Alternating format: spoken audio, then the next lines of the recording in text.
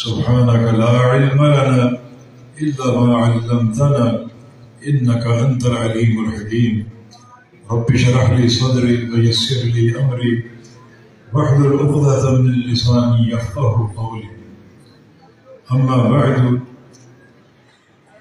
فبسند المتصل حدثنا شيخنا جامع المعقول والمنقول بطريق القراءة عليه والسماع منه الشيخ حاكم علي الذهبي رحمه الله تعالى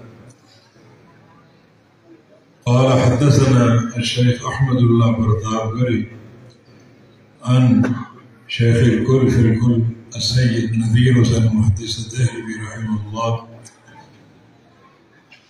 والسند معروف متداول في الكتب وقبل قليل قرأ علينا هذا الطالب النجيب فجزاه الله خيرا إلى أمير المؤمنين في الحديث الإمام البخاري رحمه الله تعالى يقول في آخر صحيحه باب قول الله تعالى ونضع الموازين القسط ليوم القيامة وأن أعمال بني آدم وقولهم يوزن وقال مجاهد القسطاس والعدل بالرومية ويقال القسط مصدر المقسط وهو العادل وأما القاسط فهو الجائر.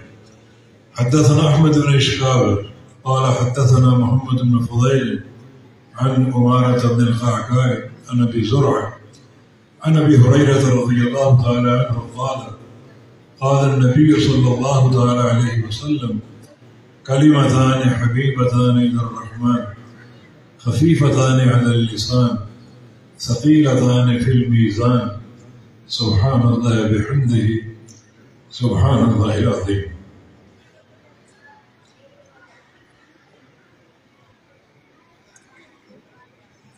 جامعہ بدیع الدین الاسلامیہ کے طالب علم نے آپ کے سامنے اپنی سند کے ساتھ عبارت پڑھی ہے.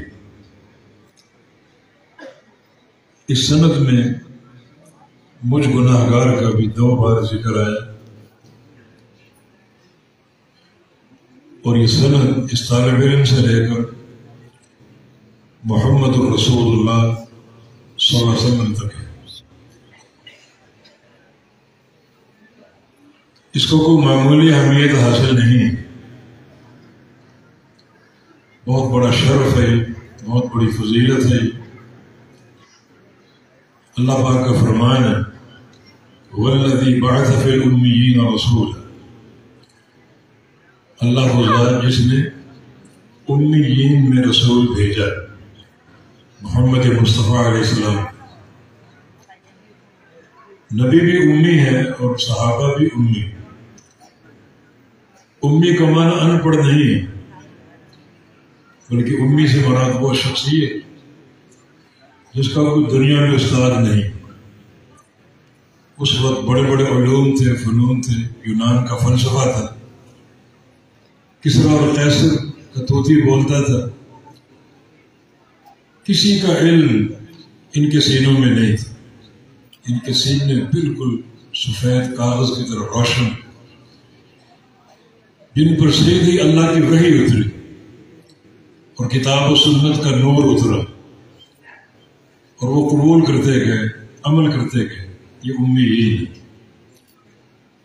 آج ہم کوشش کرتے ہیں کہ ہمارے اداروں میں انگریزی ہو، ریاضی ہو، سائنس ہو، فلاں ضرور پڑھیں، لیکن اصل جو علم ہے وہ اللہ کی وحی کا علم ہے. اور اسی سے ایک طالب علم کو پوری طرح بھر دیا جائے اور اس کے سینے کو منور کر دیا جائے، یہ بڑی کامیابی. ہمارے اساتذہ، ہمارے سلف بڑے بڑے نام، انگریزی کا ایک حرف نہیں آتا تھا لیکن شرق و غرب اور شمال و جنوب میں سنت کے جھنڈے گاڑے. ایک علم کا انقلاب آ گئی. بڑے بڑے ان کے شاگرد اور تلامذہ دنیا بھر میں پھیلے ہوئے اور دین کا کام کر رہے، جن کے اندر مکس علم ہے، کوئی قابل ذکر ہم نے ان کا کارنامہ نہیں دیکھا۔ تو صحابہ امیین تھے جن میں رسول کی بعثت ہوئی۔ آگے فرمایا کہ وآخرین منہم لما یلحقوا بہم، اور کچھ اور بھی انہی میں سے جو اب تک ان کو ملے نہیں لیکن ملیں گے ضرور۔ باو عاطفہ ہے، اور آخرین کا عطف امیین پر، یعنی بعث فی الامیین اور بعث فی الآخرین، کہ رسول کی بعثت کچھ اور لوگوں میں بھی جو انہی میں سے ہیں مگر اب تک ان کو ملے نہیں لیکن ملیں گے ضرور۔ کب ملیں گے؟ جب اللہ چاہے۔ لما اور لم کی نفی میں فرق ہے۔ لم کی نفی مطلق ہے، لم یأتی زید، زید نہیں آیا، پتہ نہیں آئے گا یا نہیں آئے گا۔ لیکن لما یأتی زید کا معنی زید اب تک نہیں آیا، معنی آئے گا ضرور، یہ مقید ہے۔ یا لما یلحقوا بہم، اب تک ملے نہیں، ملیں گے ضرور۔ یہ خوش نصیب کون لوگ ہیں جو صحابہ سے جا کر ملیں گے، نبی علیہ السلام سے جا کر ملیں گے؟ یہ طلبہ ابھی عبارت آپ نے سنی، اور جا کر ملے امام بخاری، اور امام بخاری کی سند کے ذریعے ابو ہریرہ، اور پھر آگے محمد رسول اللہ صلی اللہ علیہ وسلم۔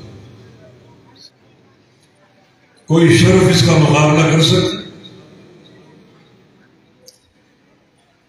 ایک موقع پر رسول اللہ صلی اللہ علیہ وسلم نے فرمایا تھا، صحیح مسلم کی حدیث ہے، وَجِدْتُ أَنَّ رَأَيْنَا إِخْوَانًا،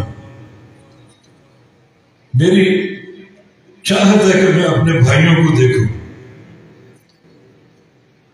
عرض کیا گیا أَلَسْنَا إِخْوَانَكَ یا رسول اللہ، یا رسول اللہ ہم آپ کے بھائی نہیں؟ فرمایا کہ انتم اصحابی، تم میرے صحابہ ہو، وإخوانی الذین لم یأتوا بعد، میرے بھائی وہ ہیں جو اب تک آئے نہیں، آئیں گے ضرور۔ یہ بھائی کون ہے؟ بھائی ہونے کا شرف کون حاصل کرنا چاہے گا؟ اس بھائی ہونے میں جو پہلی کتاب، پہلی صف ہے ان علماء کی، جو سند کے ساتھ اللہ کے پیغمبر کو ملے گی، سند کے ساتھ، اور پوری سند آپ نے سنی، اور 20-22 واسطوں کے بعد نبی علیہ السلام سے جان ملی۔ نبی علیہ السلام کا معلم کون ہے؟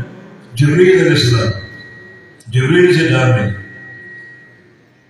ان کا معلم کون ہے؟ اللہ رب العزت، اللہ تعالیٰ سے جان ملی۔ شرف یہ صرف اس علم حدیث کو حاصل ہے، ہمارا پورا علم سند کے ساتھ، بغیر سند کے کوئی بات نہیں۔ باقی یاروں کی فقہ ساری بغیر سند کے، کوئی حوالہ نہیں، کوئی سند نہیں، اقوال اور آثار سب بغیر سند کے۔ ہمارا پورا علم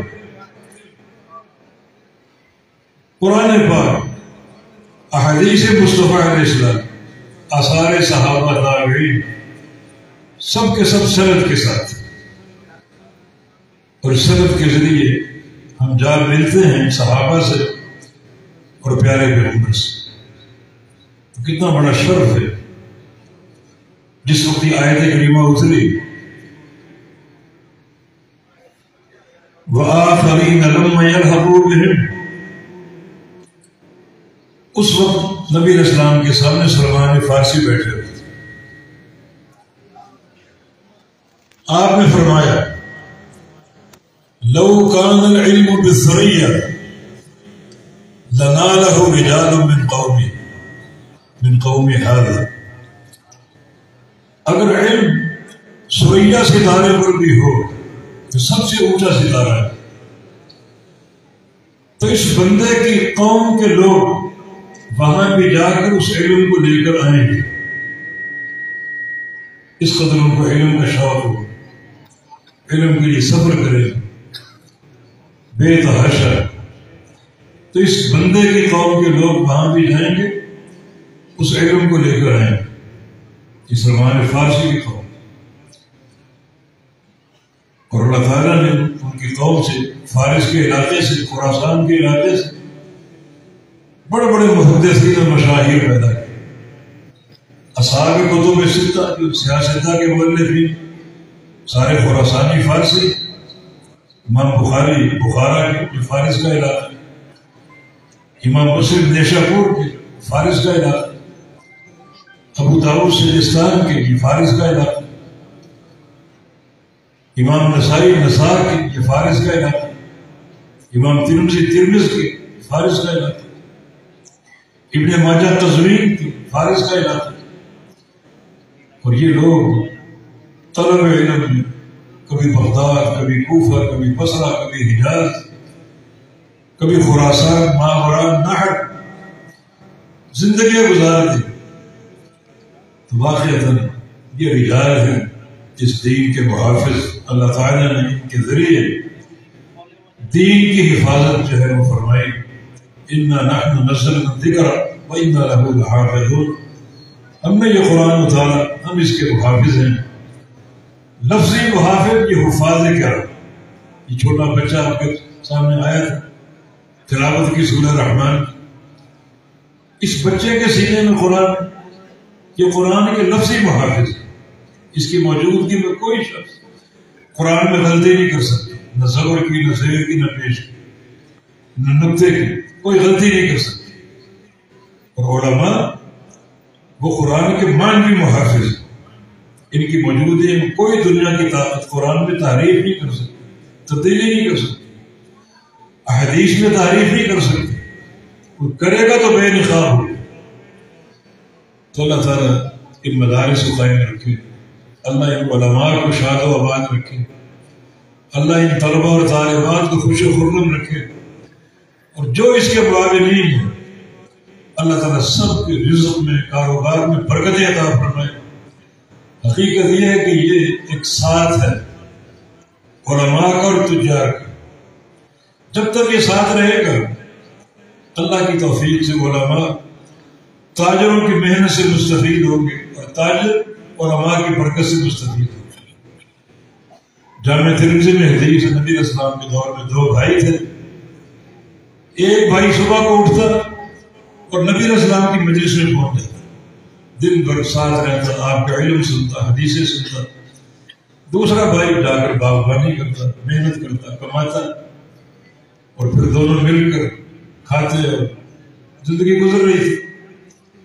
جو تاجر بھائی تھا، جو کاروبار کرتا تھا، ایک دن نبی علیہ السلام کے پاس آیا اور آ کر اپنے بھائی کی شکایت کی کہ میں دن بھر کام کرتا ہوں اور یہ ویلا فارغ، کوئی کام کاج نہیں، بس ایک ہی کام اس کو، یہاں بیٹھا رہتا ہے اور علم اور حدیثیں سنتا رہتا ہے. تو اس کو کہیں گے کچھ کام بھی کرے. رسول اللہ صلی اللہ علیہ وسلم نے کیا فرمایا؟ لعلک ترزق ہو گئی، تجھے جو روزی دی جا رہی ہے، مال دیا جا رہا ہے، اسی کی برکت سے دیا جا رہا ہے، اسی کی برکت سے. تو اس کا معنی کیا ہوگا؟ دین کا ایک مشروع، دین کے مدارس، دین کی دعوت، یہ ایک ثقل ہے جس کو دو طبقوں نے اٹھا رکھا. ایک طرف طبقہ علماء ہے اور ایک طرف طبقہ تجار. علماء تجار کی جو بھی محنت اور کوشش اس سے مستفید ہوتے ہیں. عالی شان یہ اللہ کا گھر بن گیا جس کو دیکھ کر دل باغ ہوتا ہے. اور تجار علماء کی برکت سے فائدہ اٹھاتے ہیں، ان کے کاروبار میں برکت، رزق میں برکت علماء کی برکت سے. نبی علیہ السلام کی حدیث ہے، ابغونی فی ضعفائکم، مجھے تلاش کرو اپنے کمزور لوگوں. کمزور لوگ، یہ کمزور لوگ کون تھے اس وقت؟ اصحاب صفہ کے طالب علم تھے. اصحاب صفہ جو دن بھر مسجد نبی میں چبوترے پر بیٹھے اللہ کے نبی کی مجلس حلقے میں شریک ہوتے، آپ کا علم سنتے، قرآن اترتا وہ سنتے، حدیثیں سامنے آتی وہ پڑھتے. یہ صاحب صف، یہ ضعفات، یہ ضعفات جسمانی اعتبار سے نہیں، مالی اعتبار سے. کوئی کسب ان کے پاس نہیں تھا، کوئی باغ ان کے پاس نہیں تھے، کوئی جانور ان کے پاس نہیں تھے، جسمانی اعتبار سے کمزور نہیں تھے. یہ ٹیم آگے چل کر کوئی فاتح عراق بن گئے، کوئی فاتح ایران بن گئے، دشمنوں کی کمر توڑ دی، کس طرح اور قیصر کی دھجیاں میں گھیر دی.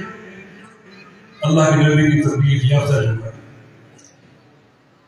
فرمایا کہ انکم تنصرون ترزقون بضعفائکم بدعوتہم وصلاتہم واخلاصہم. تمہاری مدد کی جاتی ہے، تمہیں رزق دیا جاتا ہے تمہارے کمزوروں کی برکت سے، ان کی دعائیں، ان کا اخلاص، ان کی نمازیں. اللہ تعالیٰ اس ماحول کو بابرکت بنا دے.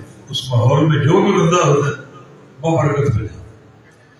تو اللہ ان ٹیموں کو برقرار رکھے، اللہ ان کی حفاظت کرے تاکہ یہ علم کی ایک جو شمع وہ جلتی رہے، رفتار قائم رہے، نشاطات بحال رہیں، اور کبھی یہ مان نہ پڑے، نہ کبھی رکے نہ کبھی تھمے، بلکہ روز افزوئی میں اضافہ ہوتا جائے.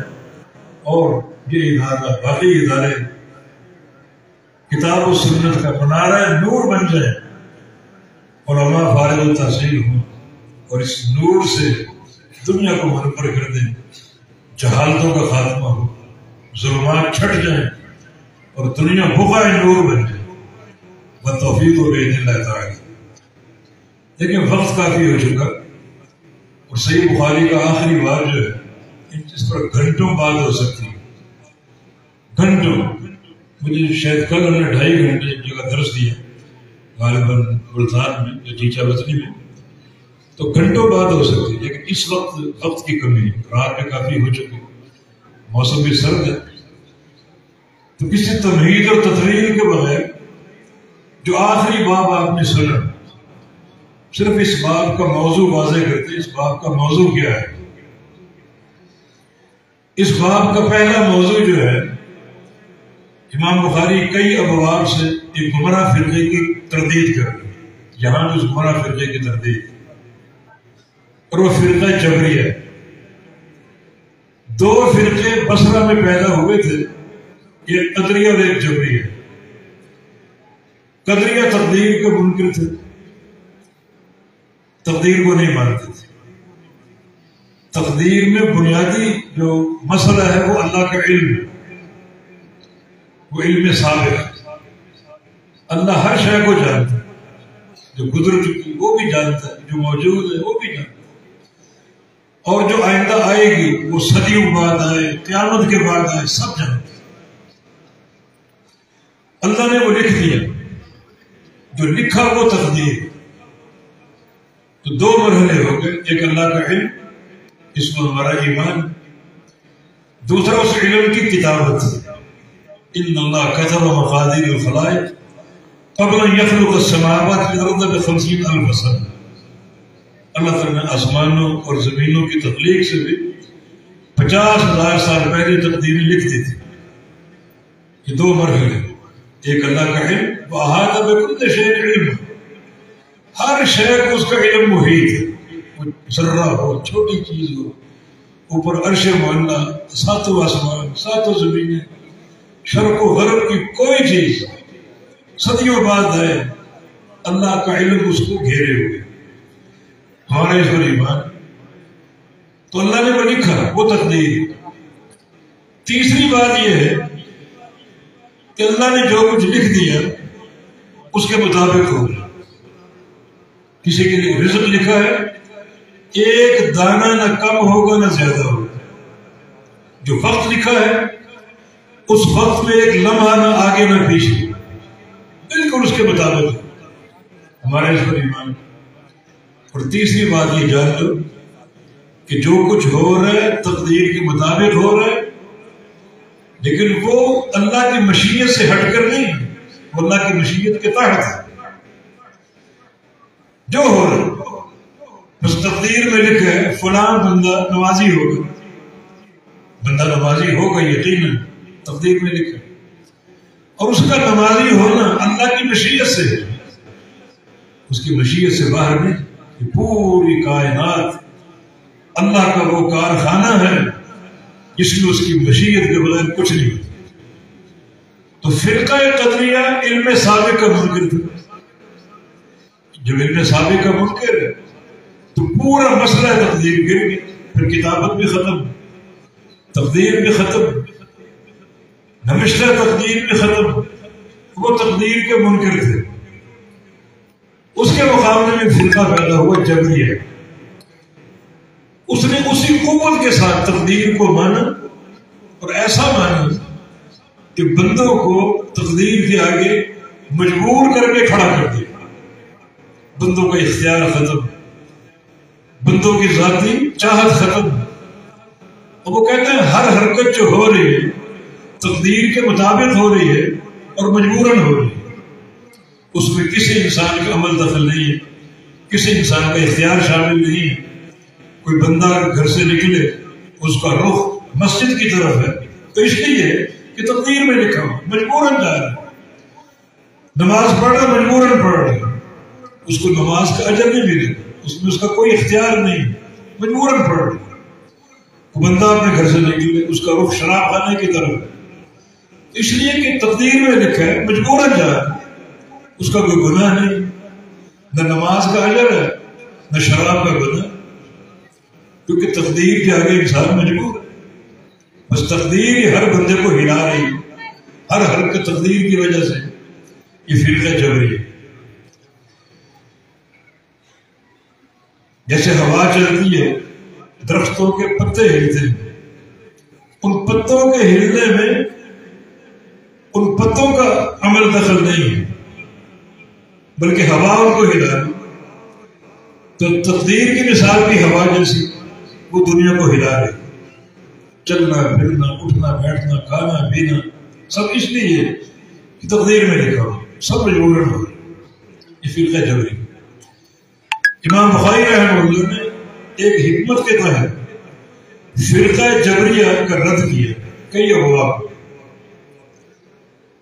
فرقہ جبریہ کے مذہب کا خلاصہ یہ ہے بندہ جو عمل کر رہا ہے اس میں بندے کا ذاتی اختیار نہیں ہے، ذاتی قصد نہیں ہے، بندہ مجبور ہے تقدیر کے آگے۔ امام بخاری یہ پیش کرنا چاہ رہے ہیں کہ ہر عمل میں بندے کا ذاتی اختیار شامل ہے، ذاتی قصد شامل ہے۔ آخری باب بھی کسی سلے کی کڑی، باب قول اللہ تعالی ونضع الموازین القسط لیوم القیامہ، ہم قیامت کے حساب کے لیے عدل کا میزان قائم کریں گے۔ میزان کیوں قائم کریں گے؟ اعمال کو تولنے کے لیے۔ کون سے اعمال؟ جو انسان کرتا ہے، نیکیاں یا گناہ، دو پلڑے ہوں گے، ایک پلڑا نیکیوں کا، ایک پلڑا گناہوں کا۔ وزن کیوں کریں گے؟ بندے کے حساب کے لیے۔ نتیجہ کیا ہے؟ جس کی نیکیاں بھاری پڑ گئی وہ جنت میں جائے گا، جس کے گناہ بھاری پڑ گئے وہ جہنم میں جائے گا۔ تو پھر یہ حساب کیوں؟ اگر عمل میں انسان کا قصد شامل نہیں ہے، انسان کا اختیار شامل نہیں ہے، کوئی بندہ نمازی ہے تو مجبوراً نمازی ہے، کوئی بندہ شرابی ہے تو مجبوراً شرابی ہے، پھر یہ حساب کتاب کیوں؟ پھر اعمال کا وزن کیوں؟ اس وزن کے نتیجے میں جنت یا جہنم کے فیصلے کیوں؟ امام بخاری نے پچھلا باب قائم کیا، یعنی قراءۃ المنافق والفاجر، کہ بندوں کا قرآن پڑھنا ایک ہی عمل ہے، قرآن کی تلاوت ایک ہی عمل ہے، اس عمل کے نتائج مختلف ہیں۔ نتائج کیوں مختلف ہیں؟ عمل ایک ہی ہے، یہ بندے کا قصد ہے، بندے کا اختیار۔ فرمایا کہ مثل المؤمن الذی یقرأ القرآن کمثل اترج، وہ مومن جو قرآن پڑھتا ہے اور قرآن کی تلاوت کرتا ہے، اس کی مثال نارنگی، مالٹا کہہ لو، کینو کہہ لو، اس کی مثال اس جیسی۔ ریحھا طیب وطعمھا طیب، اس میں خوشبو بھی ہے اور ذائقہ بھی، خوشبو بھی اور ذائقہ بھی۔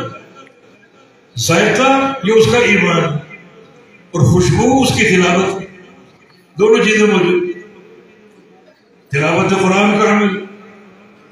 اور مثل المؤمن الذی لا یقرأ القرآن کمثل التمر، اور جو مومن قرآن نہیں پڑھتا، مومن ہے، صاحب ایمان ہے، تلاوت نہیں کرتا، اس کی مثال کھجور کی سی، ذائقہ ہے، مٹھاس ہے، خوشبو نہیں، خوشبو سے معلوم۔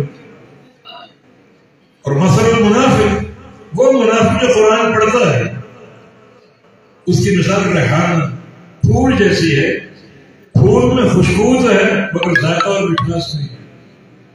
اور جو منافق قرآن نہیں پڑھتا، اس کی مثال حنظلہ کسی ہے، یہ تھور ایک درخت ہے، کڑوا اور بدبودار، نہ اس میں خوشبو ہے نہ اس میں ذائقہ ہے۔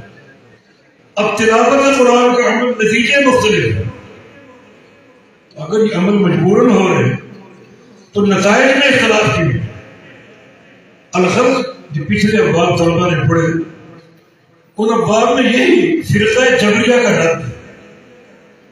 امام بخاری رحمہ اللہ نے جو مسئلہ کے محدثین پیش کیا وہ یہ ہے کہ جو بندوں کے اعمال ہیں، کہ بندوں کا کسب، اللہ ان کا خالق ہے، واللہ خلقکم وما تعملون، اللہ تمہارا بھی خالق ہے اور تمہارے اعمال کا بھی خالق ہے، وما تعملون، ما مصریہ ہو سکتا ہے یا موصولہ ہو سکتا ہے، دونوں میں حکم۔ ما کا مصریہ ہو تو مانا واللہ خالقکم وخالق اعمالکم، مصدری معنی ہر عمل کا خالق، عمل مفرد کا صیغہ اور معرفہ کے جو مطلب ہے، پورے عمل، ہر عمل کا خالق، قصد آپ کا، فعل آپ کا، خالق اللہ، مشیت اللہ کی۔ کسی بندے کا نمازی ہونا اللہ کی مشیت سے ہٹ کر نہیں، اس کی توفیق سے ہٹ کر نہیں، قصد آپ کا، اجر ملے گا اسے۔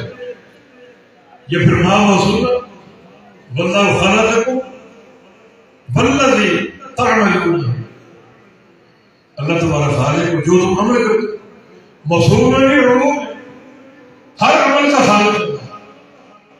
تو عمل جو قصداً و اختیاراً ہے بندے کا فعل ہے، اور بندے کا فعل اللہ کی مخلوق، اور جو بندہ فعل کرتا ہے تلاوت اور ذکر کی صورت، وہ اللہ کا کلام ہے، وہ مخلوق نہیں۔ امام بخاری میں جب نیشاپور گئے تھے، کچھ لوگ حاضر تھے، انہیں ایک مسئلے میں انہوں نے الجھایا، اس وقت فتنہ خلق قرآن اپنی عروج پر، امام اہل سنہ امام احمد رحمہ اللہ، انہوں نے اس فتنے کا مقابلہ کیا، اپنی پشت پر کوڑے کھائے تھے، جیل میں ڈال دی تھی، 4 قیادتیں گزری ان کو مارتے مارتے، ایک خلیفہ آیا، وہ بدلا، پھر دوسرا، پھر تیسرا، پھر چوتھا، 4 قیادتیں، اور وہ صبر کا پہاڑ بنے، اکیلے تھے اس فتنے کا مقابلہ کرنے۔ علی بن مدینی کا قول ہے 2 شخصیتیں ایسی ہیں جن کا احسان پوری امت پر، پوری امت پر ان کا احسان، ایک ابوبکر صدیق رضی اللہ یوم الردہ، جب لوگوں نے زکات دینے سے انکار کر دیا، اکیلے کھڑے ہو گئے، میں لڑوں گا ان سے، اچھا بڑے بڑے صحابہ، امیر عمر نے کہا یہ کلمہ گو ہے، ان سے کیسے لڑو گے؟ فرمایا کہ زکات کا انکار، یہ کرنے کا انکار، بلاخر ان کے شر صدر ہو گئے، اکیلے کھڑے ہوئے، تو اکیلے ابوبکر کا احسان پوری امت ہوئی۔ اگر اس جہالت کا مقابلہ نہ کرے، پتہ نہیں عقیدہ کیا ہو، زکات کیا ہو۔ دوسری شخصیت احمد بن حنبل رحمہ اللہ، خلق قرآن کے فتنے میں اکیلے کھڑے، باقی لوگ یا چھپ گئے، یا کوئی تقیہ کر دیں، یا کوئی حکومت کی ہاں میں ہاں ملا دیں، اکیلے امام احمد بن حنبل استقامت کا پہاڑ بنے۔ اسی کچھ دور کے بعد امام بخاری رحمہ اللہ نیشاپور گئے، لوگوں نے سوال کیا کہ قرآن کے بارے میں آپ کا کیا ماننا ہے؟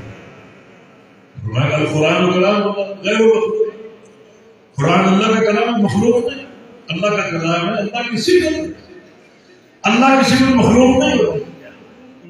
موقف واضح ہے۔ لیکن جو کہ شاید آپ کو بدنام کرنا چاہتا تھا، اس نے اس سوال کو گھمایا کہ ما تقول فی نفسک بالخطا، ما تقول فی نفسک بالخطا، کہ قرآن آپ کا لفظ اس کے بارے میں کیا ہے؟ آپ کا لفظ قرآن اس کے بارے میں کیا ہے؟ اس کا معنی یہ ہے کہ آپ کا قرآن پڑھنا اس کے بارے میں کیا ہے؟ اب اس کا جواب یہ ہے لفظ بالقرآن مخلوق، مگر اس کے دو معنی بنتے ہیں، ایک معنی صحیح ایک معنی غلط۔ امام بخاری اگر یہ کہہ دے کہ لفظ بالقرآن مخلوق، شور مت جائے، انہوں نے قرآن کو مخلوق کہہ دیا، کیونکہ لفظ اگر مصدر ہو مانا میرا قرآن پڑھنا مخلوق ہے، یہ صحیح ہے، یہ صحیح ہے، میرا قرآن پڑھنا میرا عمل، میرا قصد اور میرا عمل اللہ کی مخلوق، واللہ خلقکم ما تعملون، یہ جواب درست ہوگا، لیکن اس کا ایک معنی غلط بھی نکلتا اور وہ ہے لفظ بمعنی ملفوظ، ملفوظ قرآن، جو معنی قرآن کو مخلوق ہے، اس پر لوگ فتنہ کھڑا کر سکتے ہیں۔ امام بخاری سازش کو سمجھ گئے، فرمایا کہ القرآن کلام غیر مخلوق وافعال عباد مخلوق، بالکل واضح نظریہ، بندوں کے افعال مخلوق اور قرآن پڑھنا بندے کا فعل وہ مخلوق ہے، لیکن جس چیز کو پڑھنا وہ اللہ کا کلام وہ مخلوق نہیں۔ مشہور مشاہیر امام بخاری نے قرآن کو مخلوق ہے، قرآن کو مخلوق ہے۔ امام بخاری رحمہ اللہ نے اپنی استدلال التوحید میں اس فتنے کی بڑی سرگوشی کی کہ ایک ہے قرآن، یعنی قرآن میں قرات اور مخلوق، قرآن پڑھنا یہ بندے کا فعل ہے، اس کو تولا جائے، اس کا اجر ملے، اور مخلوق قرآن اللہ کا کلام، اللہ کی صفت، ایک ہے لفظ اور ایک ہے ملفوظ، لفظ بندے کا فعل ہے، ملفوظ اللہ کا کلام، ایک ہے تلاوت اور ایک ہے مطلوب، تلاوت بندے کا فعل ہے، مطلوب اللہ کا کلام۔ اور اس موضوع پر ایک ضخیم کتاب بھی لکھی خلق و افعال العباد کی، وہ قابل مطالعہ، اس مسئلے کو خوب آشکارا کیا کہ آخری باب اسی سلسلے کی جبریہ کا رد۔ اگر انسان مجبور ہے تقدیر کے آگے، ہر بندے کو تقدیر ہلا ہے اور انسان مجبور ہے، تو پھر حساب و کتاب کیوں، پھر اعمال کیوں توڑے جائے، دو پلڑے ترازو کے، ایک نیکیوں کا گناہ ہو، نیکیاں بھاری پڑ گئی بندہ جنت میں جائے گا، گناہ بھاری پڑ کے جہنم میں جائے گا، پھر جزا و سزا کیوں؟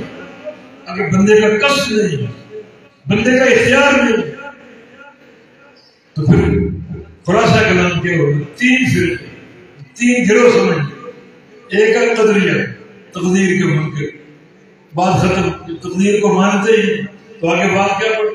ایک ہے جبریہ، تقدیر کو مانتے ہیں اور مخلوقات کو، بندوں کو، انسانوں کو تقدیر کے آگے مجبور محض قرار دیتے ہیں، کوئی حساب و کتاب نہیں، کوئی جزا۔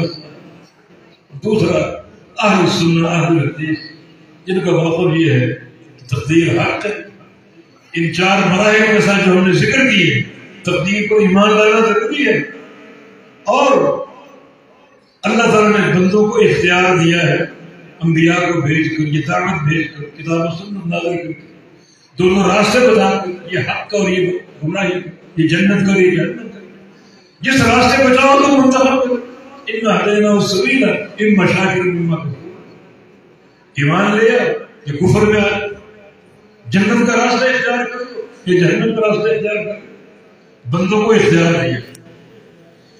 بندے جو چیز چنیں گے وہ اللہ کی مشیت سے خارج ہے، یہ ہمارا فکر ہے، اور جو چیز چنیں گے بندے وہ بندے کا ذاتی کسب ہوگا، بندے کا اختیار ہوگا، اور وہ کسب اور اختیار بندے کا چونکہ فعل ہے اور ہر فعل کا خالق اللہ ہے، واللہ خلقکم وما تعملون۔ اور اس پر دلائل کے بعد اللہ نے جبریہ اور قدریہ کا خوب رد کیا، اور یہ آخری بات بھی کسی سلسلے کی کڑی ہے۔ باب قول اللہ تعالی ونضع الموازین القسط لیوم القیامہ، ہم قیامت کے حساب کے لیے عدل کا ترازو قائم کریں گے۔ یہ ترازو حصی چیز ہے، معتزلہ اس کو معنوی چیز بتائیں گے، وہ کہتے ہیں ترازو کا معنی اقامت عدل، یہ کوئی حصی چیز نہیں ہے، لیکن ترازو حصی چیز جس کو محسوس کیا ہے، حصی چیز جس کو دیکھا ہے، جس کو چھوا ہے، ہاتھ لگایا ہے، جس کا جسم ہو، تو ترازو حصی چیز ہے۔ دو اس کے پرڑے، ایک اس کا کانٹا ہے جو وزن کو سیدھا کرے گا اور وزن کو پورا ایک ایک ذرے کی حد تک بھی سیدھا کر کے دکھائے۔ تو معتزلہ کا بھی رد، عقل پرست لوگ وہ کہتے ہیں ترازو نماز کیسے تولے، سارے اعمال جن کا کوئی جسم نہیں۔ یہ عقل پرست لوگوں نے دنیا میں ہر چیز کو تقسیم کیا تین چیزوں، تین میں سے ایک، یا تو ایک چیز جوہر ہے، یا عرض یا جسم۔ جوہر کی تعریف کرتے ہیں جو قائم پہ ذات ہے، اپنی ذات پر کھڑا کسی سہارے کے وہ جوہر۔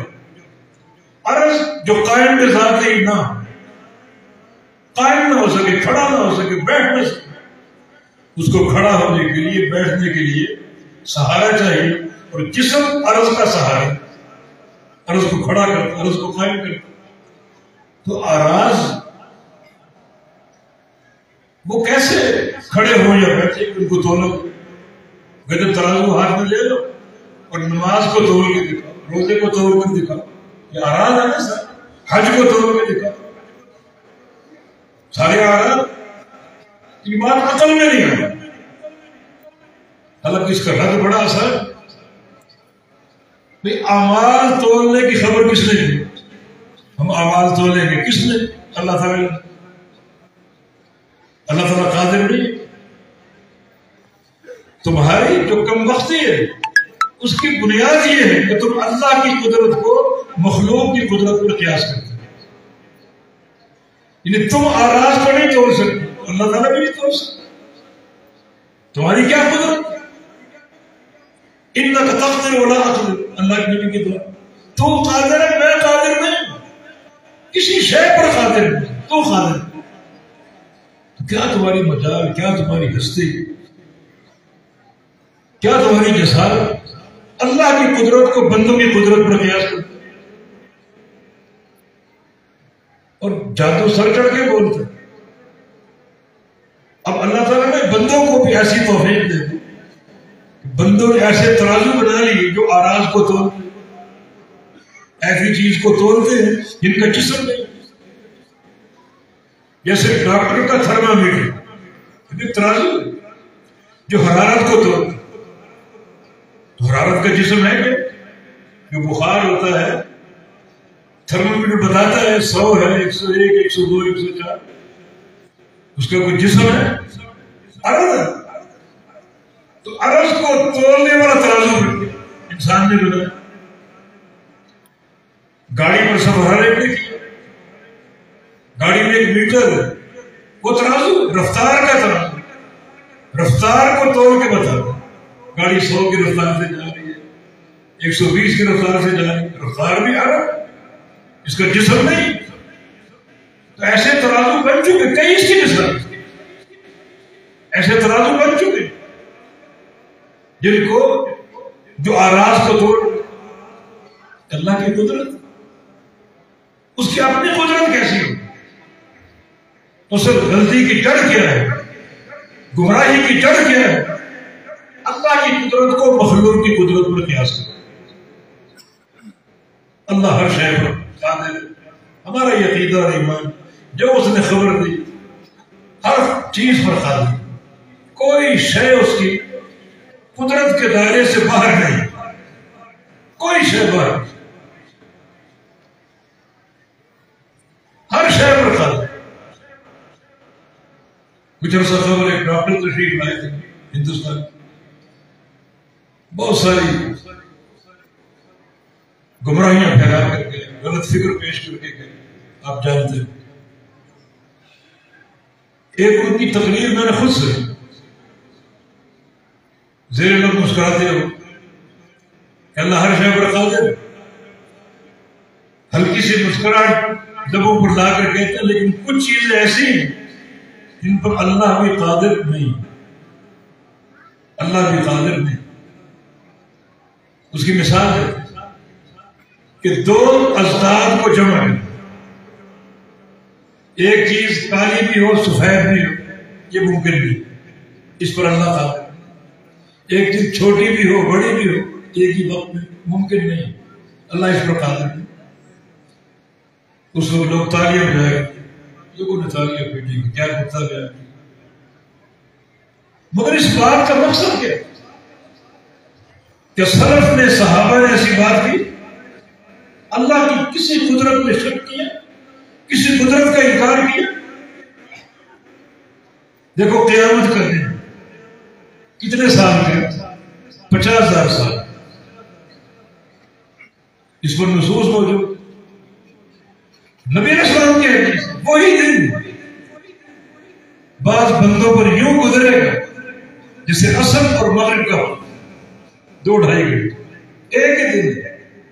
بڑا بھی اور چھوٹا بھی، 50,000 سال کا بھی ہے اور 2.5 گھنٹے کا بھی، ایک ہی دن. یہ قدرت کس کی؟ اللہ تعالیٰ. مسلم احمد کی حدیث ہے، قیامت کے دن 3 بندے کھڑے ہوں گے اپنی حجت پیش کر رہے. ہم معذور تھے. ایک وہ بندہ جو فطرت رسول میں پیدا ہو، کوئی رسول نہیں آیا. عیسیٰ علیہ السلام اور رسول اللہ کے درمیان 600 سال کا فرق. اس فطرہ میں پیدا ہو کہ میرے سامنے کوئی رسول آیا ہوگا تو میں مان دیتا، ایمان لے. دوسرا بہرا شخص کہ میں سنتا ہی نہیں، مجھے سنائی نہیں دیتا، سنائی دیتا تو ایمان لے. اور تیسرا مجنون، دیوانہ اور پاگل. میں تو پاگل تھا، مجنون تھا، عقل نہیں تھی، ہوش نہیں تھی. عقل ہوتی ہوش ہوتی، میں ایمان لے آیا تو ہمیں عذاب نہ دیا. اللہ تعالیٰ فرمایا کہ چلو تمہارا امتحان لے لیتے. ایک بڑا گڑھا حاضر کیا جائے گا آگ کا، آگ جل رہی. اللہ تعالیٰ فرمایا کہ تینوں اس میں کود جائے، تمہاری اتباع کا امتحان بھی ہو جائے. اب جو پسو پیش کرے گا آگ میں کیسے کودوں، وہ فیل ہوگا، جاؤ جہنم میں. اور جو آگ میں کود جائے گا، جو آگ جل رہی ہے، وہ آگ اس کے لیے گلزار جنت ہے. ظاہر آگ کو دلا اندر جانے والے کے لیے جنت بنتی. 2 ازداد کو جمع کیے. ابراہیم علیہ السلام کا بات ہے، آگ جل رہی، بڑی آگ، اتنی بڑی آگ دیکھی نہیں گئی. شاید امریکہ میں روس کی، لاس اینجلس کی آگ اس سے بڑی. اللہ اس کو غارت کرے. جو اس کے پٹھو، اللہ ان کو بھی غارت کرے. جو اس کے چمچے ظاہر کے چھپے، اللہ سب کو تباہ برباد کرے. ابراہیم علیہ السلام کو جلانے کے لیے آگ میں شروع کی، اس میں ان کو ڈالا گیا.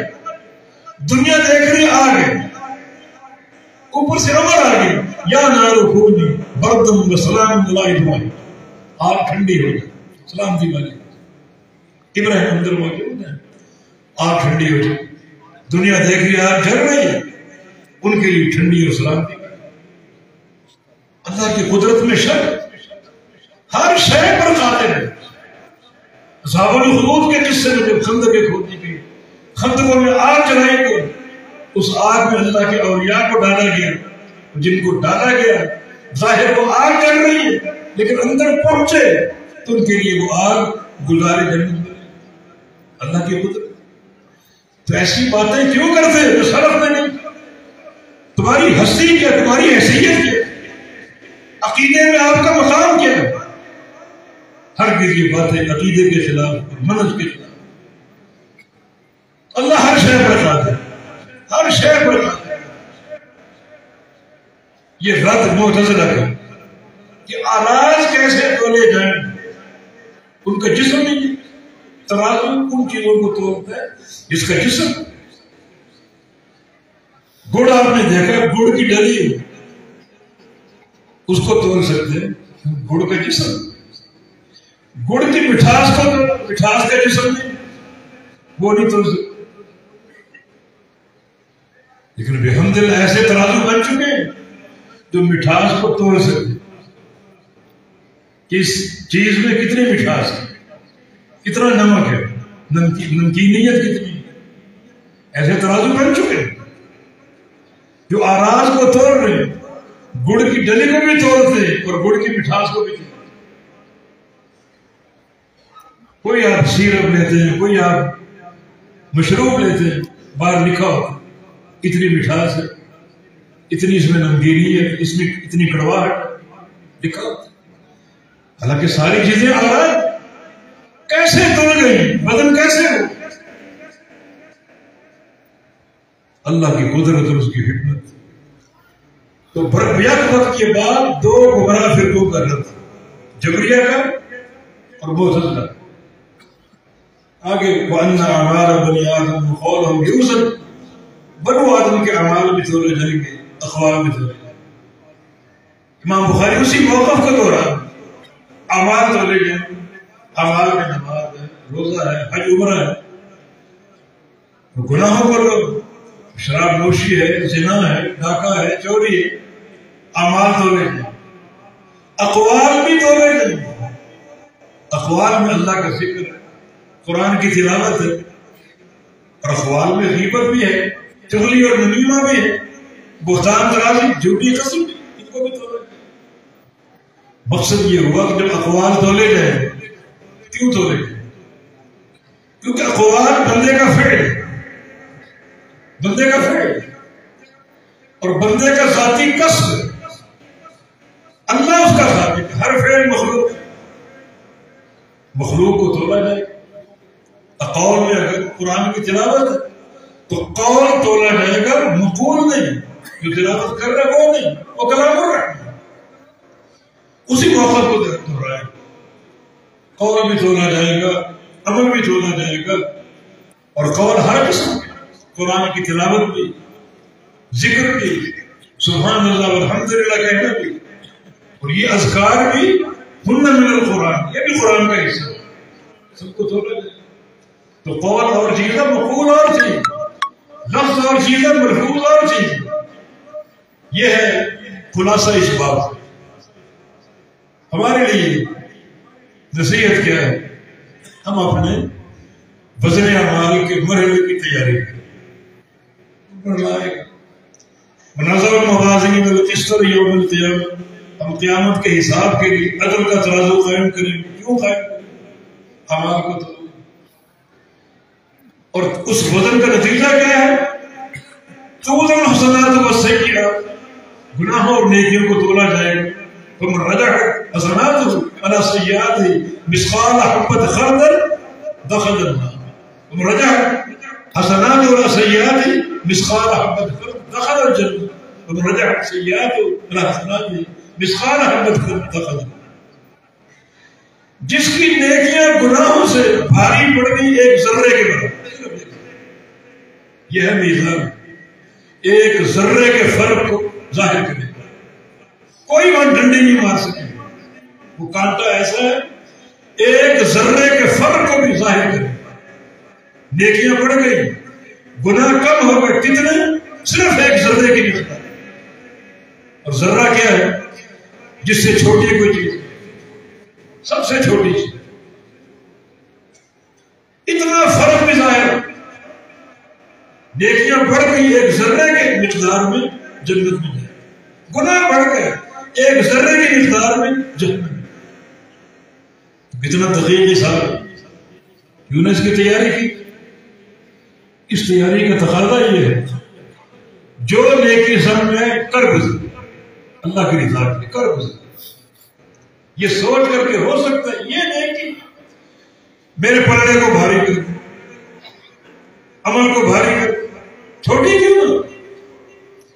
کسی نیکی کو اپنے معیار پر نہ تھا. فلاں بندہ پانی مانگ رہے، پیاسا ہے، وہ تو نیچ ذات کے، نیچ قوم کے، میں تو سردار ہوں، میں تو بڑی اونچی قوم کا ہوں، اس کو پانی پلانا میری توہین، اس کو پانی پلاؤ، یہ سوچ کر پلاؤ. ہو سکتا ہے یہ نیکی کل میرے وزن کو بھاری بنے اور میری کامیابی کا ذریعہ بنے. یہ تقاضا جو معتزلہ نے تو اس میزان کے تعلق سے روحانیت کو مسخ کرنے کی کوشش کی، لیکن آپ اس روحانیت پر قائم رہے اور اس تقاضے پر عمل کریں. تقاضا کیا ہے؟ ہر نیکی کا. ہاں، ایک نیکی ایسی جو اس میزان کو بڑا بھاری کر دے گا، بڑا بھاری کر دے. یہ دو پلڑے ہیں میزان کے، ترازو کے. کتنے بڑے ہیں؟ تو آپ کی دنیا کا ترازو نہیں، آپ کے ذہن میں شاید وہ ترازو. ہر پلڑا اتنا بڑا ہے کہ ساتوں آسمان ساتوں زمینیں ایک پلڑے میں سما سکتے ہیں. اب آسمانوں کو دیکھو، ایک آسمان کتنا بڑا، ایسے 7 آسمان، اور یہ آپ کی زمین ساتوں زمینیں ایک پلڑے میں سما سکتے ہیں. فرشتوں نے میزان دیکھا اور دیکھ کر بڑا تعجب، انہیں پتا تھا کچھ بندوں کے اعمال اس میزان کو بھر دیں گے. تو انہوں نے بڑا تعجب سے پوچھا کہ یار وہ کون بندے ہیں جن کی نیکیاں اس میزان کو بھر دیں گے؟ صرف ایک آسمان کو دیکھو، بندہ کہہ سکتا کہ میرے اعمال ایک آسمان کو بھر دیں؟ اتنے وسیع آسمان. اللہ پاک نے جواب دیا، من شئت من خلقی، ہاں میرے بہت سے بندے جن کا میں چاہوں ان کی نیکیاں اس پلڑے کو بھر دیں. تب فرشتوں نے کہا کہ ما عبدنا کا حق عبادت، پھر ہم تو تیری عبادت کا حق ادا نہیں کر سکے. کون سی عبادت جو صدیوں پر محیط ہے؟ فرشتوں کی عبادت صدیوں کی عبادت. اللہ نے جس فرشتے کو پیدا کر کے سجدے میں ڈال دیا وہ آج تک سجدے میں اور قیامت تک سجدے میں رہے. صدیوں کا سجدہ ہے. فرشتے میزان کو دیکھ کر یہ کہہ رہے ہیں کہ ہمارے یہ صدیوں کے سجدے بھی اس میزان کو نہیں بھر سکتے. وہ کون بندے ہیں جن کی نیکی اس میزان کو بھر دے گی؟ اور وہ کون سی نیکی ہے؟ آئیے صحیح مسلم کی ایک حدیث پڑھتے ہیں. فرمایا کہ سبحان اللہ نصف المیزان والحمدللہ تملا. صرف ایک سبحان اللہ اللہ کے آدھے میزان کو بھر دے، الحمدللہ پورے میزان کو بھر دے. اور بعد حدیث میں تملا ما بینہما، سبحان اللہ والحمدللہ مل کر آسمانوں اور زمینوں کے بیچ جو خلا ہے اس پورے خلا کو بھر دے. یعنی 7واں آسمان اور 6واں آسمان، ان دونوں کے بیچ میں 500 سال کا فاصلہ. 6 آسمان سے 5ویں آسمان، 5ویں سے 4تھے آسمان، 4تھے سے تیسرا، پھر دوسرا، پھر پہلا. جو 7واں آسمان میں خلا ہے، سبحان اللہ والحمدللہ پورے خلا کو بھر دے. اب زمینوں کی طرف آ جائے، پہلی زمین پہ دوسری پہ تیسری پہ چوتھی، 7 زمینوں میں جو خلا ہے سبحان اللہ والحمدللہ پورے خلا کو بھر دے. یہ ہے توحید کی بات. لا یذکر مع اسم اللہ شیء، اللہ کے نام کے آگے کوئی چیز بھاری نہیں. سب سے بھاری اللہ کا نام بھر دے کی ایک نیکی بھر. وہ کیسے؟ یعنی آپ نے سبحان اللہ کا میزان بھر گیا، الحمدللہ کا میزان بھر گیا؟ نہیں. سبحان اللہ والحمدللہ یہ دونوں کلمات توحید کا مرقع ہے. یہ دونوں کلمات پوری توحید ہے. تو اس پوری توحید کے فہم کے بغیر، پوری توحید کو اپنائے بغیر میزان کیسے بھرے؟ سبحان اللہ کے یہ تنزیہی توحید ہے. اللہ تعالیٰ سے صفات نقص کی نفی کرتے، ہر نقص سے پاک، ہر عیب سے پاک، اور سب سے بڑا عیب اس کا شریک مقرر کرتے. یہ وہ جاہلیت جس کا اسلام کو سامنا کرنا پڑا ہر دور میں. تو سبحان اللہ کا کہا اللہ تعالیٰ سے ہر شریک کی نفی کرے. یہ عقیدہ ہر بندے کو حاصل نہیں. سبحان اللہ پڑھنے والے بے شمار، اتنے ہی وہ خلیص قسم کے مشرک بھی. سبحان اللہ اس کا فہم نہیں، اس توحید کے تقاضے نہیں جانتے. ہو سکتا ہاتھ میں 10,000 دانی کی تصویر، سبحان اللہ سبحان اللہ سبحان اللہ، عقیدہ اس کے خلاف. شرکاء مقرر کیے، کوئی فائدہ نہیں. پہلے جانو کہ سبحان اللہ کیا ہے. ہر شرک کا انکار اور ہر شریک کا انکار. قوم نوح سے شرک کا آغاز آج تک ہو رہا ہے، قیامت تک ہوتا رہے. اپنے ذہن میں بٹھا لو کہ میرا یہ عقیدہ اللہ ہر شریک سے پاک، ہر شرک سے پاک. یہ ذہن میں بات بٹھا راستے. بلکہ مشرکین کے دور میں شرک کے اڈے کم تھے. نبی اسلام کے دور میں مشرکین لات منات عزا نائلہ 360 بت بیت اللہ چند شرکاء تھے. آج کلمہ کو لوگوں نے قبے، آستانے، مزار، دربار ہر جگہ بنائے رکھے. قبروں کے طواف ہو رہے ہیں، سجدے ہو رہے ہیں، دیے جلائے جا رہے ہیں، چادریں چڑھائی جا رہی ہیں. یہ لاکھوں شرکاء مقرر کر دیں. آپ سب سے بیدار ہوں، سب سے اظہار برات کریں، اللہ تعالیٰ کو پاک مانے. ان سارے آستانوں سے، سارے قبر مزاروں سے اللہ پاک. یہ عقیدہ آسان نہیں، بہت کم لوگوں کو حاصل. ڈٹ جاؤ اس میں. ایک سوال کا جواب، آپ شرک سے بیدار ہو اور ہونا چاہیے، لیکن مشرک سے بیدار نہ ہو. یہ قابل قبول ہو. مشرک سے محبت ہو، مشرک سے دوستی ہو، مشرک سے بغیر ہو، مشرک سے مسکراہٹوں کے تبادلے ہو.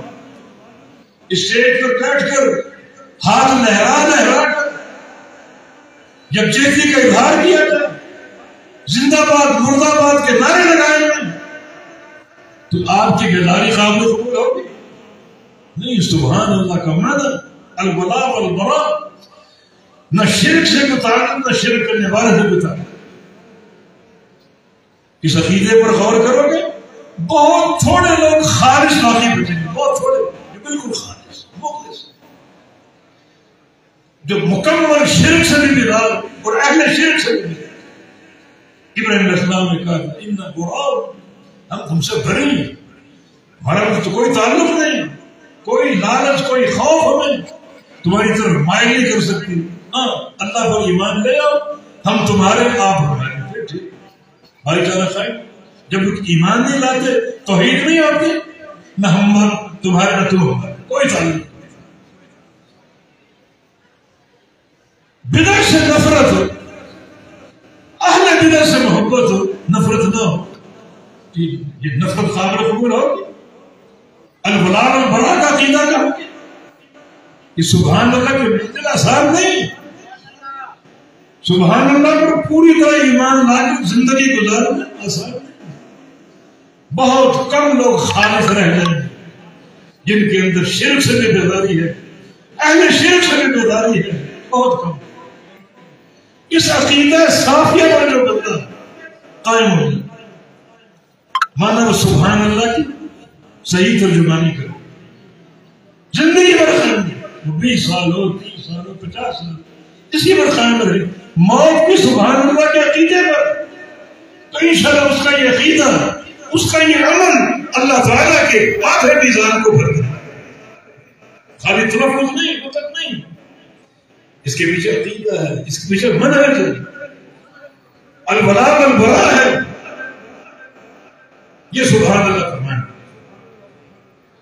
اور الحمدللہ اس باقی کو ہے جس کا معنی اللہ ہر حمد کا مستحق، ہر تعریف کا مستحق. لو الحمد بالأولى والآخرة، اس کی حمد دنیا میں بھی آخرت میں. جس سماوات ارض، اس کی حمد آسمانوں میں بھی زمینوں میں بھی. اس کا شمار ہی سبحان اللہ بحمدہ عدد خلقہ ورضا نفسہ وزنة عرشہ ومداد کلماتہ. کوئی گن سکتا ہے؟ دنیا کے سارے کمپیوٹر اکٹھے کر لو، اس حمد کو گن سکتے؟ یا اللہ تیری تعریف کتنی بھاری، جتنا وزن تیرے عرش ہے. سب سے بڑی مخلوق اللہ کا عرش ہے، اس عرش کو کوئی توڑ سکتا؟ اتنی بھاری تیری تعریف، اتنی وزنی زینت عرش ہے، جتنا تیرے عرش کا وزن. برضا نفس سے اتنی تعریف میری قبول کر لے جسے تو راضی ہو، جس میں تیرے نفس کی رضا اور آگاہ خلق سے اتنی تعریف قبول کر جس کی تعداد تیری مخلوقات کی تعداد کے برابر.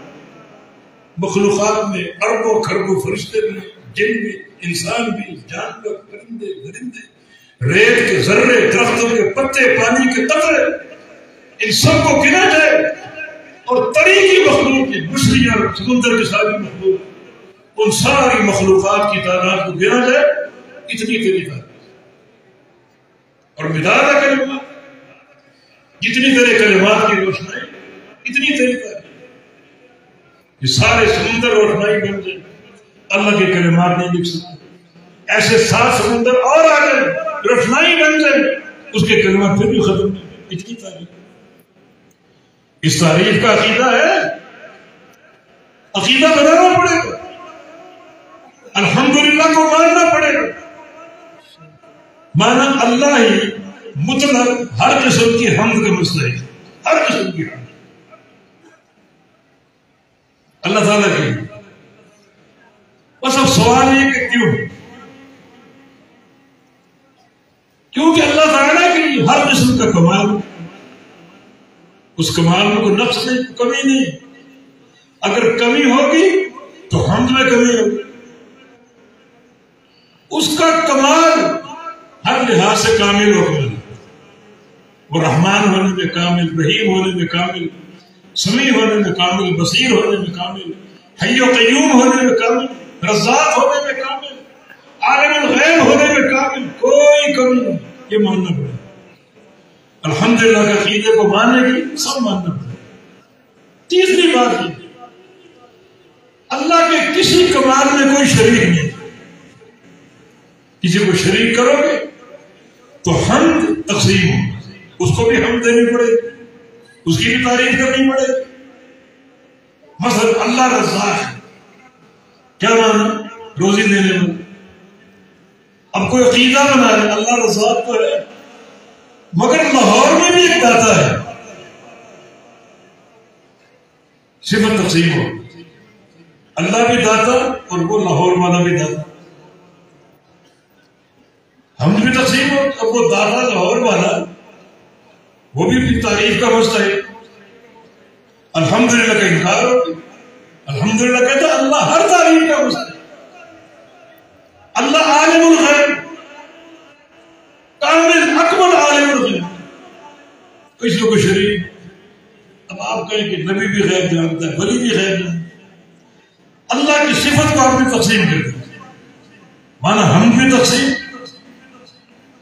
اب بتاؤ اس وضاحت کے بعد الحمدللہ کو ماننے والے کتنے لوگ؟ خالص بہت تھوڑے بندے تھے. اکثر دنیا بہت چکی ہے، الحمدللہ کا تلفظ تو ادا کرتی ہے مگر ان کا عقیدہ الحمدللہ کے خلاف ہے، الحمدللہ کے منکر ہیں. آپ اس کو انہی قیود کے ساتھ مانیں. خلاصہ کلام کیا؟ ہر حمد اللہ کی. کیوں؟ ہر کمال اللہ کی. کیوں؟ اس کمال میں کوئی شریک نہیں. پھر حمد میں شریک کیسا ہو؟ ہرگز. اس بات ہی تو ہے. پھر اللہ تعالیٰ کامل ہے معبود ہونے میں. عبادت کا ایک ذرہ کسی غیر اللہ کے لیے جائز نہیں ہے. ذات میں بھی اکمل، صفات میں بھی اکمل، ربوبیت بھی اکمل، الوہیت بھی اکمل. اس کو مانو، الحمدللہ کا معنی پورا ہو جائے. اس عقیدے پر قائم ہو جاؤ، ڈٹ جاؤ اور کوئی کسی کی پرواہ نہ ہو. یہ اس بات کی توحید ہے. جو اس کا منکر ہو اس سے کوئی تعلق نہ ہو. اسی پر قائم ہو جاؤ خالص و مخلص ہو کر. تو الحمدللہ کا یہ ذکر جو ہے جس پر آپ 30 سال 40 سال قائم رہے، یہ ایک کلمہ انشاءاللہ اللہ تعالیٰ کے پورے میزان کو بھرنے کا سبب ہے۔ یہ توحید، یہ سبحان اللہ الحمدللہ۔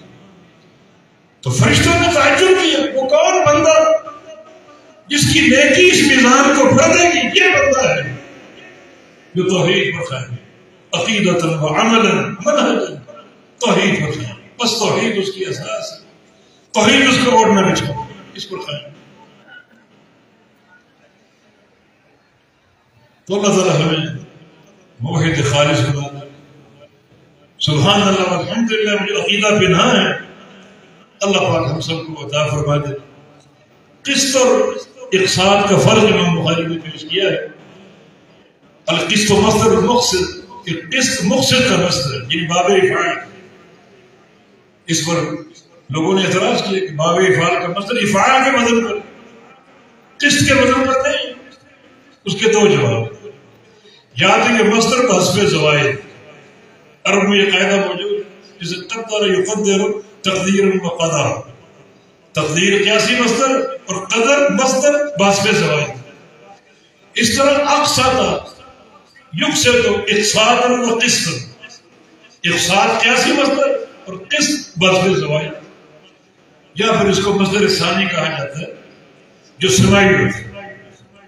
بعض مصادر قیاسی نہیں ہوتے، وزن پر نہیں ہوتے، مگر عرب کے سماع پر موقع، عرب کے سماع پر قال یقول قوما وقیلا، قام یقوم قوما ومقاما وقومتا، بہت سے مثال۔ تو یہ مصدر سماعی ہو سکتا ہے۔ امام بخاری یہ سمجھانا چاہ رہے ہیں کہ مادہ ایک یہ قاف سین طا، یہ مادہ اگر باب افعال میں جائے اقسط بمعنی عدل، اور یہ مادہ اگر ثلاثی مجرد کے باب میں جائے قصد بمعنی ظلم، اقسط قسط بمعنی عدل اور قصد قسط بمعنی ظلم۔ وجہ کیا ہے؟ آپ نے سورۃ پوری پڑھی ہے، خاصیات ابواب، باب افعال کی خاصیت اعطاء الاخر، اقسطہ اعطاہ قسطہ، یہ عدل، اور باب ثلاثی مجرد کی خاصیت سلب الاخر، تو قصد منہ سلب منہ قسط، یہ ظلم۔ تو قصد قسط بمعنی ظلم، اقسط قسط بمعنی عدل، یہ عربی زبان کی حسن ہے۔ عربی پر عبور ہونا چاہیے، نحو صرف پر عبور ہونا چاہیے۔ لوگوں کو عربی نہیں آتی، نحو صرف نہیں آتی، اور شیخ الاسلام ایک اینٹ اکھاڑو نیچے 25 شیخ الاسلام نے، علم نہیں، کچھ بھی لغت نہ نحو نہ صرف نہ گرامر، کچھ۔ آگے امام بخاری کی سند پر نے بات کی، آگے پھر حدیث کا متن کہ دو جملے دو کلام اللہ کو پیارے ہیں، زبان پر ہلکے ہیں اور اللہ کے میزان میں بھاری، ثقیلتان فی المیزان، یہ امام بخاری کا استدلال۔